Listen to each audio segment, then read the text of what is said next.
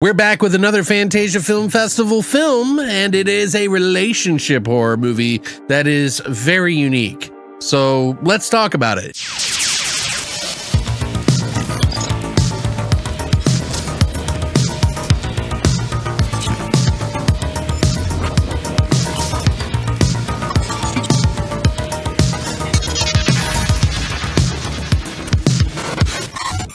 What's up, guys, and welcome back to Beyond the Void Horror Podcast. My name is Alex, and today we're going to be doing a spoiler-free review of the Fantasia Film Festival movie called The Dead Thing. It's a very unique relationship horror movie that I think you might want to check out. Now, there isn't a trailer for this, but I do have a couple pictures to kind of show you around. It is one of those vibey, sort of emotional movies that you may or may not like. The Dead Thing is a movie that is about a young woman that's lost in a series of meaningless connections, and she falls in love with a charismatic and sensitive man, having one of her episodes of just going through a ton of people on a sort of dating app. He hides a very dark secret. She finds herself kind of accepting a lot of this and going through some pretty crazy things that turns her affair into a very dark obsession. Now, I want to prevent any kind of spoilers, of course, so I just want you to know that there is more to this story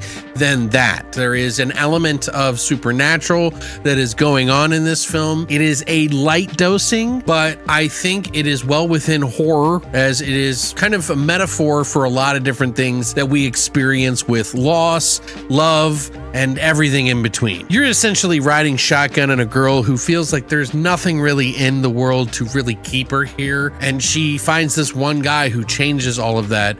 And I think we've all been in a relationship of some sort where, you know, things just really click and you feel like, oh, this is it. And sometimes that's true and sometimes it's not. Life changes a lot. We change so much, and sometimes we move in opposite directions. This is kind of dealing with that loss that you have when you have somebody in your life that you cared about and it just didn't work out, or maybe it did. And, you know, there's just a lot of interesting metaphors that are tucked into this movie. Now, relationship horror is chock full of that, but this one does something very unique that I have not seen in another film. Sure, we have all those metaphors that you've probably seen in other horror movies, but this one does it in a very unique way that I can't say. And I liked how they did it. I like the authenticity of the relationships. It wasn't just focused on one relationship. It was focused on many. And I think it kind of covers the full spectrum of bad relationships, or just jumping into things without thinking.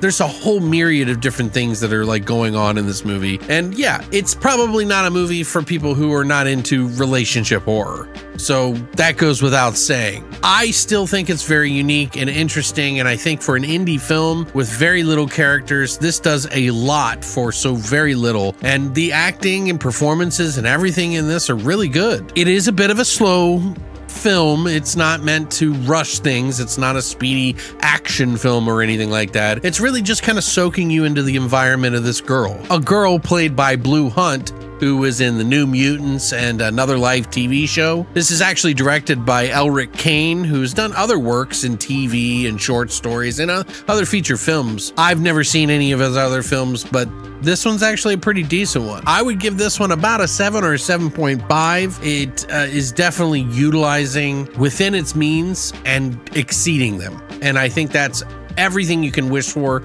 in an independent film. I think it's definitely worth watching. It may actually affect some of you on a deeper, more personal level than me, but you know, that's why movies are wonderful, right? We all have a different kind of reaction to them. This alchemical reaction that may or may not work with you, but I really like it, and I think you should check it out. If you don't mind relationship horror, I think it's definitely one of the more unique ones. I haven't seen anybody's reaction to it or heard anything positive or negative about it. This is just my own personal thoughts, and I kind of wanted to make a quick summation of it. I didn't want to get too deep into it because this movie is going to be coming out later, and and I don't know the exact date on that yet, but I do know that it is brought to you by Yellow Veil Pictures, so be on the lookout for that. But I want to thank Yellow Veil Pictures for allowing me to check out this film, and of course Fantasia Film Festival for allowing me to be a part of it. But yeah, I think you should check this one out. Keep it on your radar, and I think you might like it. What do you think though? Are you done with relationship horror, or is there room for something unique? Let me know what you think in the comment section down below. I'll be here for more Fantasia film coverage, as well as interviews and other stuff, so be on the lookout for it on my channel. Thanks for coming by, and as always, long live the void.